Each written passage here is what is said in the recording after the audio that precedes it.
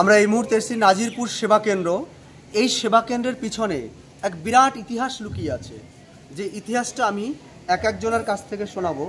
যে একটা মানুষ যখন মৃত্যু শয্যায় শায়িত, তার জীবনের দীপ নিভে যেতে চলছেন, তিনি তো বুঝতে পারলেন যে আমার এই পৃথিবীতে কাঙ্ক্ষিত সময় শেষের দিকে, আমি হয়তো আর বাঁচব না।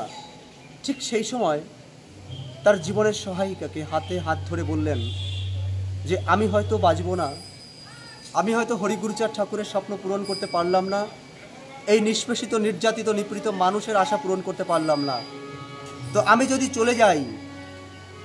চলে যাই তুমি আমার স্বপ্নটা পূরণ করো। সঙ্গে সঙ্গে তার সহায়িকা বললেন, আমি যে তোমার স্বপ্ন পূরণ করব সেই টাকা কোথায়? তার জীবনের শেষ সম্বল একটা এলআইসি, সেই এলআইসির টাকা দিয়ে তার হাসপাতাল করবার জন্য তাকে আদেশ করলেন। কিন্তু তারপর কি ঘটলো আপনারা শুনবেন। আমরা প্রথমে যাব আমাদের কাকাবাবু অখিল বিশ্বাসের কাছে। কাকা, আপনি আমাকে এই প্রতিষ্ঠানের কথা অনেকদিন গল্প করেছেন, যে তুমি ওই বিষয়টা একটু তুলে ধরো আমাদের মতুয়া সমাজের কাছে। তো এইখানে সংবাদটা আপনি কি করে পেলেন আর কি করে জানলেন? তারপরে আমরা ডাক্তারবাবুর কাছে যাব, আমরা সবার কথাই আপনাদেরকে শোনাবো। এই সংবাদটা আমি ডাক্তারবাবুর সঙ্গে আমার একটা পরিচয় গড়ে ওঠে। আমি কাস্তাপাড়ায় থাকি, ডাক্তারবাবু কল্যাণী থাকে। তখন অনেকখানি হয়ে গেছে, অনেকখানি কাজ এগিয়ে গেছে। তো আমি এসে দেখলাম যে প্রায় অসম্ভব কাজ সম্ভব হয়েছে। 10 ফুট নিচে সেই জায়গায় মাটি কেটে ভরাট করে কিভাবে হয়েছে সেই গল্প শুনে আমি অভিভূত হয়েছি। এবং হরিভক্ত অনিল কৃষ্ণ মহন্ত, আমি ঠাকুরনগরের কেন্দ্রীয় কমিটির সদস্য হিসাবে তখন কাজ করছি। তখন আমার এইটা নজরে আসে এবং আমার মনে প্রাণে ডাক্তারবাবুর এই যে চিন্তা, সেটা আমি গ্রহণ করি এবং এটাই প্রকৃত মতুয়ার চিন্তা, বা মতুয়াদের হরিগুরুচাঁদের ভক্ত যারা, তাদের কি করা উচিত সেটা জন্য আমি এখান থেকে একটা সন্ধান পেলাম। ডাক্তারবাবুর সাথে ঘনিষ্ঠভাবে আছেন পিয়ারিবাবু, বর্তমানে সম্পাদক, বর্তমানে সেবা প্রতিষ্ঠানের সম্পাদক। এখানে আপনি ওনার কাছ থেকে ওনার কাছেও শুরুর কথা হচ্ছে বর্তমান সেক্রেটারি সম্পাদক। আচ্ছা, কৃতক এই প্রতিষ্ঠানের কৃতক।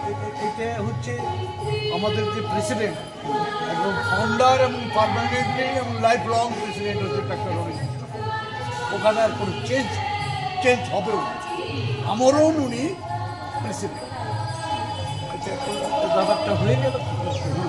আচ্ছা, এই Nazirpur doctor B.R.. Ambedkar I and general health relief centre, এই স্বপ্ন ডাক্তার অনিল কৃষ্ণ মহন্ত। উনি তখন করিমপুরের বিএমএস, আমি তখন রেভিনিউ অফিসার করিমপুর 2 ব্লক। আচ্ছা, হ্যাঁ, এইবার দাদার স্বপ্ন, দাদা অসুস্থ হয়ে পড়েছিলেন। দাদা এই নাজিরপুরে উনি একটা চেম্বার করতেন, করিমপুরের থেকে এসে 1994 সালে উনি সেই চেম্বারেই অসুস্থ হয়ে পড়েছেন। আচ্ছা, তখন ওনাকে কলকাতায় নিয়ে যাওয়া হয়, সাথে সাথে সিদ্ধান্ত হয় দিল্লিতে নিয়ে যাওয়া হয়, এইমসে, দিল্লির এইমসে। বৌদি আছেন, আরও আমাদের যারা হিতার্থী, করিমপুর এতটা অঞ্চলের আমাদের মতুয়া সম্প্রদায়, আমাদের তফসিলি সম্প্রদায় এবং এই সর্বশ্রেণীর মানুষ তখন দাদার পাশে এসে দাঁড়ান। এবং 1994 সাল থেকে দাদার এই স্বপ্ন, উনি দিল্লি থেকে, ওনাকে অপারেশন করতে হলো না, দিল্লি থেকে ওনাকে ব্যাক করে দিলেন যে উনি সুস্থ হয়ে যাবেন মেডিসিনের ভিত্তিতে, ওষুধের। উনি এলেন, এসে আমরা এখানে বসলাম। বসার পরে প্রথম 1994 সালে শ্রীমতী কনকপ্রভা সরকার 3 শতক জায়গা ডোনেট করেন, যেটা ফ্রন্ট ফিগার, এই যে বিল্ডিংটা, যেটা। আচ্ছা, এখানে দুটো দাগ আছে, দুটো প্লট আছে, ওইটা হচ্ছে 741 প্লট। 741 প্লটের 67 নম্বর বাঘাডোবা মৌজাটা যেখানে দাঁড়িয়ে আছি। 3 শতক জায়গা কনকপ্রভা সরকার আমার দাদার এই স্বপ্নের যে doctor Nazirpur doctor B.R.. Ambedkar সেবা কেন্দ্র যে তৈরি হবে তার বাস্তবায়নে প্রথম ভূমিদান করেন শ্রীমতী কনকপ্রভা সরকার। 3 শতক জায়গা, সেই প্লট নম্বরটা হচ্ছে 741। দ্বিতীয় যখন কাজ শুরু হয় আমরা গ্রামে গঞ্জে বেকার টিম তৈরি করে দিলাম, ভিক্ষুক টিম। সেই ভিক্ষুক টিম তারা গ্রামে গ্রামে চাল ডাল যে যা দিত, অর্থ খরিদ, সেগুলো একত্রিত করে আস্তে আস্তে বিভিন্ন ইট ভাটা বিভিন্ন জায়গা থেকে আমরা আমাদের এই বাস্তবায়িত করার জন্য দাদা তখন শুরু করলেন, আমাদের নিয়ে শুরু করলেন। দাদার সঙ্গে তার সহধর্মিণী পারুল মহন্ত প্রথম থেকেই কিন্তু কাঁধে কাঁধ হাতে হাত মিলিয়ে আমাদের সঙ্গে রয়েছেন, আজও আছেন। ওনার একটা কথায় আমার মানে আগের ভিডিওতে আপনারা দেখবেন, আমি যেটা বললাম যে তিনি মায়ের স্নেহেই ফলে পরবর্তীতে আমরা আরো 29 শতক জায়গা পারচেস করে যেখানে দাঁড়িয়ে আছেন, এটা হচ্ছে 743 দাগ, আর ফ্রন্টের দাগটা হচ্ছে 741, 3 শতক। বাদবাকি যেটুকু আছে নিচে যে আমাদের ফ্লোরটা আছে, মেসটা আছে, যেখানে সঙ্গীত পরিবেশন হচ্ছে, ওইটা সহ বাইরে একটু ল্যান্ড আমরা রেখে দিয়েছি। ওটা গভর্নমেন্ট নর্মস আছে, রেখে দেওয়া আছে 4 শতক। এই সর্বসাকল্যে 41 শতকের উপরে দাঁড়িয়ে Nazirpur doctor B.R.. Ambedkar I and general health centre প্রতিষ্ঠিত। তাই দাদার স্বপ্ন, দাদার পিছনে ডক্টর বিশ্বপর মহামানব ঈশ্বর প্রদত্ত আশীর্বাদ ওনার মধ্যে আছে। উনি পরিচয় গুরুচাঁদের একান্ত ভক্ত। আমি কাকুর সঙ্গে যখন এমন সময় পরিচয়টা হয়েছে, খুব ভালো হয়েছে, কারণ এই মুহূর্তে আমি একটা বই লেখা শুরু করেছি, যে ঘুমন্ত সমাজ জাগলো যারা, সেখানে এই সমাজে যারা যারা কাজ করছেন তাদের একটা জীবনী আমি লিপিবদ্ধ করতে চলছি, যেটা একটা সময় ইতিহাস হয়ে যাবে। আমি সেখানে এই ফাউন্ডারের জীবনী বৃত্তান্ত তুলে ধরব। আপনি হচ্ছেন অ্যাডিশনাল ডাইরেক্টর আচ্ছা আর এডুকেশন বিকাশ। বাহ, আপনি এখানে সঙ্গে যুক্ত কতদিন? আর আমি একই হোস্টেলে ছিলাম পড়াকালীন, ঠিক আছে। প্রথম এমবিবিএস পাস করে, তারপরে ওর হেলথ সার্ভিসে জয়েন করে ওর পুরুলিয়ার পোস্টিং হয়েছে। তারপরে পুরুলিয়া পোস্টিং হওয়ার পরে ও কল্যাণীতে আসলে একবার দেখা করতো, দাদা আমি একটা প্লট নেবো, আপনি দেখবেন। তো আমি লিখেও দিয়েছিলাম, এখন সেই জায়গায় বসবাস করছে। সমস্ত কিছুই আমার নামে করে দিয়েছিল, কোথায় ট্রান্সফার করে নিয়েছিল। এখন অনিল মহান্ত সম্বন্ধে যেটা আমার আগাগোড়া মনে হয়েছে, ওর যখনই কোনো বিপদ আপদ হলো তার পাশে আমি সবসময় দাঁড়াবো, সবসময় এগিয়ে দিতে হবে। কোনো টেনশন করবো না, আমি আছি, ওর কোনো চিন্তার কারণ তুমি এগিয়ে চলো। আর মতুয়া সম্প্রদায় ওরা বাড়িতে লোকজন আসে, ওরা প্রত্যেককেই চা খাওয়াবে। অনেক সময় গেলে শেষ বাইরে থেকে আসলে আরও খাওয়া দাওয়ার ব্যবস্থা করেন। এত নরমপন্থী লোক, মানে হৃদয়টা যে এরকম হতে পারে আত্মভোলা। যখন গার্মেন্টস সুপারম্যান ছিল, আমি যখন অ্যাকাউন্টস অফিসার ছিল, আমরা যৌথ উদ্যোগে ভালো কাজ করেছিলাম, এখন শেষ হয়ে গেছে, এখন আপনি তাই ওনার যে উদ্যোগ, ওনার যে ভাবনা, এটা 80% সফল হয়ে গেছে আর মনে হচ্ছে আমার। কারণ আমি দেখলাম তো, আমি আগে এসেছিলাম, এক রাত থেকে গেছিলাম, আপনি আর আগে সুপার। তো তাতে আমার মনে হয়েছে যে কাজ করছে সমাজের জন্য। বিভিন্ন ওনাদের দেখেছি ওষুধ টাকা পয়সাও দামও করছে, এটা ভাবা যায় না। আমরা শুনলাম একদম অনিল কৃষ্ণ মহন্তর একজন সাথী, এবং যার ছায়া সাথী বলতে পারেন, কারণ সে কোথায় থাকবেন তার পরামর্শ এবং তার দেখভালের দায়িত্ব যার উপর দিতে পারে সে কতটা কাছের হতে পারে, তার কাছ থেকে যে তথ্য পাবো সেটাই একদম বাস্তব সত্য তথ্য হয়। তো তার বিচারে এমন একজন মহামানবের বাড়িতে আজকে আমরা এসেছি। আমরা তার সহায়িকা, জীবনের সহায়িকার কাছ থেকে এবার 2-1টা কথা শুনবো, বিশেষ করে এই মূর্তি সম্পর্কে যদি কিছু বলেন আর বিস্তারিতটা আমাদের সামনে তুলে ধরবেন। স্যার তো ওখানে বসেছেন না? ঠিক আছে, বলুন। যখন হাসপাতালে অসুস্থ হয়ে পড়ে আপনার হাত ধরলেন, অসুস্থ করে হাত ধরলেন, তখন তো দিল্লিতে নিয়ে গেলাম।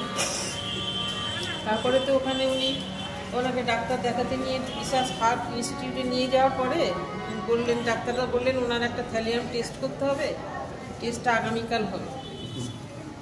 তারপরে আগামীকাল হবে, আগের দিন রাতে আমাকে বলছেন যে কালকে কি রিপোর্ট হবে আমি জানি না, কালকে তো থ্যালিয়াম টেস্ট হবে। তো ওই রিপোর্টের উপর নির্ভর করছে আমার অনেক কিছু। তাই বললাম কী ইচ্ছাধারা তোমার, কী চিন্তাধারা? তখন আমার খুব একটা ইচ্ছা যে আমি এই গ্রামে একটা হসপিটাল করে যাব, যে গরিব লোকের সেবা পায় তাদের আমি সেবা করতে পারি, এরকম একটা ইচ্ছা আমার আছে। কিন্তু একটা হসপিটাল করার তো অনেক খরচ, অত টাকা কোথাও পাবো? তখন তো উনি অল্প পয়সা নিয়ে উনি পেশেন্ট দেখতেন। আর বললেন আমার একটা এলআইসি করা আছে, সেই এলআইসিটা যদি কিছু করে তুমি, আমার যদি কিছু হয়ে যায় তাহলে ওই এলআইসিটা কিছু করে তুমি একটা গ্রামে হসপিটাল করো, যেখানে আমার স্বপ্নটা পূরণ হবে। আমি যদি না করতে পারি তুমি সেই আশাটা আমার পূরণ করো।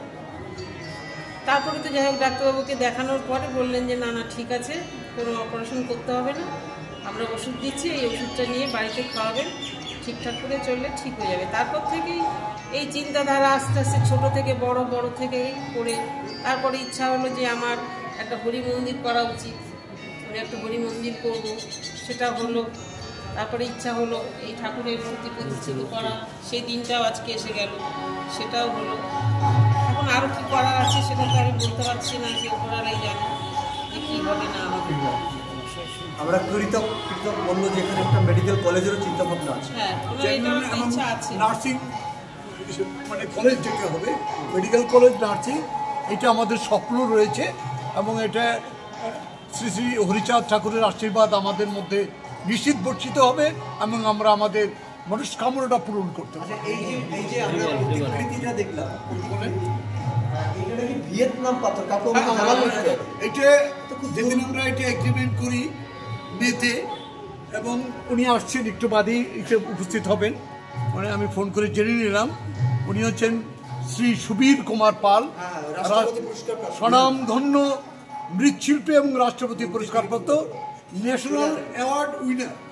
ওনার ডেজিগনেশনটা হচ্ছে ন্যাশনাল অ্যাওয়ার্ড উইনার এবং রাষ্ট্রপতি পুরস্কার। এই পাথর, এটা ভিয়েতনাম পাথর, মানে যে পাথরের মানে প্রচুর মূল্য, যা ভাবা 6,25,000 টাকা পড়েছে।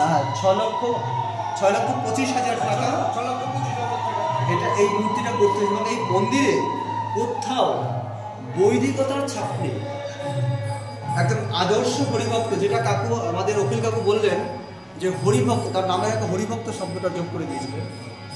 তো একদম বাস্তব সত্য আমরা সেটাই পেলাম। আর যেসব আমাদের মতো ভাইরা আছেন দেশ বিদেশে, যারা এই ভিডিওটা দেখবেন, আমরা একটু ঠিকানাটা বলবো। যদি আপনারা হরিগুরুচাঁদ ঠাকুরের নামে মেডিকেল কলেজ এবং এই প্রতিষ্ঠানকে আরও উন্নত করতে, যেহেতু আমাদের সবার স্বার্থ জড়িয়ে আছে এর সঙ্গে, নিষ্পেষিত নির্যাতিত নিপীড়িত মানুষের কারো ব্যক্তিগত উদ্যোগে প্রথম তৈরি হয় এটা, তাই তো স্যার? তো সেটা আজকে একটা মহিরুতে পরিণত হয়েছে। সেখানে আপনারা যদি ডোনেট করেন, যারা বিদেশে আছেন এবং আমার সমাজে বড় বড় চাকরিজীবী আছেন, তারা যদি একটু এগিয়ে আসেন, আমার মনে হয় এটা আরও অনেক বড় জায়গায় পৌঁছাবে। এই মা আছে এখানে, কাকু আসো একটু, মন্দিরে আসো, স্যার তো ওখানে আছেন। হ্যাঁ একটু বলুন। সে বললো নাজিরপুরে যত মন্দির আছে, যত মসজিদ আছে, যারা এখানে আসছে সবার তোমার আয়ুর জন্য দীর্ঘ কামনা করে। মানে এইমাত্র যে তথ্যটা আপনারা শুনলেন, তিনি যখন শয্যাগত মৃত্যুর শয্যায় শায়িত, জীবনের দীপ নিভে যাবে, এই খবর যখন এলাকায় ছড়িয়ে পড়ল, তখন দলমত নির্বিশেষে সকল সুবুদ্ধি সম্পন্ন মানুষ তার নামে প্রার্থনা করেছে। প্রার্থনায় নিয়োজিত তাই সারা নদিয়া, সারা পশ্চিমবঙ্গ, সারা ভারতবর্ষ, ওনার যার হিতার্থী সমানোদ্দয়ী যারা, তারা আমরা একদম সেই মন্দিরে হিন্দু মুসলমান বর্ণ বিভেদ নেই, আমরা একদম মন্দিরে গিয়ে প্রার্থনা করে ওনার ফিরে আসার জন্য। তুমি একটু স্যারের মুখটা একটু করে নিয়ে আসো না, যাও কথা শুনবো। আমি যখন আপনার মধ্যে আমি যত জায়গা ঘুরেছি, ছোটখাটো অনেক প্রতিষ্ঠান, ব্যক্তিগত উদ্যোগ হয়েছে, ছাত্রাবাস হয়েছে, আমি এরকম দেখিনি। আমি মনে করি এগুলো আপনি করছেন না, আপনাকে দিয়ে কেউ একজন করাচ্ছেন, আপনাকে দিয়ে করাচ্ছেন। আমার ভাবনা, আর আমি চাই আপনার কৃতকর্ম বিস্তারিতভাবে প্রচারের আলোয় আনার দায়িত্ব আপনার, আমাদের, মানে আপনার না, যার যার অনুগামী আছেন এদের সবাই। কারণ আপনাকে দেখে কারো যদি সেই অনুকরণ করেন, তাহলে আমার সমাজে উপকৃত হবে। আর আমি বলবো, আমার সমাজে যারা বড় বড় পজিশনে আছেন, আমি পরবর্তীতে একটা ভিডিও করে সেখানে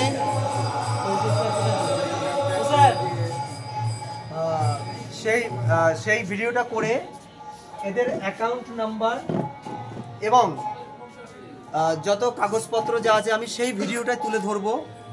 যারা আমার সমাজে, যারা এই মুহূর্তে আমাদের 66 মানে 66টি কান্ট্রিতে আমাদের মতুয়া সমাজের বড় বড় মানুষগুলো আছে, আমেরিকা থেকে শুরু করে বিভিন্ন দেশে, তারা এক একজনে বিরাট বিরাট জায়গায় আছে, তারা বিভিন্ন ডোনেট করেন। আমি পরবর্তী ভিডিওতে এখানে সেই অ্যাকাউন্ট নাম্বারটা যোগ করে দেবো।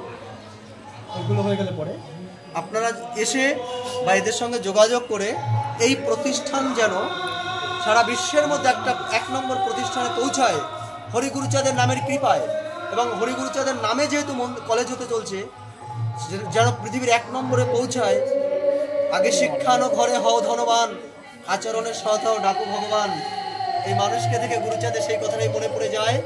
আর সেই চিন্তাভাবনা মাথায় নিয়ে তিনি ধর্ম জলে না ভেসে বাস্তব শিক্ষার জলে ভাসিত হয়ে চিন্তা ভাবনার নৈয়ায়িক উদ্ভাবনী শক্তির প্রয়াস ঘটিয়ে এই যে জায়গাটায় পৌঁছেছেন, এটা আমাদের সবার উচিত এই জায়গাটিকে একটা বড় জায়গায় নিয়ে যাওয়া। আজ এ পর্যন্তই। জয় হরিচাঁদ। মা একটু আসো, একটু আসুন সবাই পিছনে। জয় হরি বল। আর আমাকে যে সন্ধান দিয়েছেন আমার কাকাবাবু, অখিল কাকাবাবু, আমি গতকাল যখন বাংলাদেশে তখনও ফোন করেছে, পরশুদিন করেছে। আর আমি এখানে আসবো বলেই আরো দ্রুত বাংলাদেশ থেকে চলে এসেছি। জয় হরি বল। জয়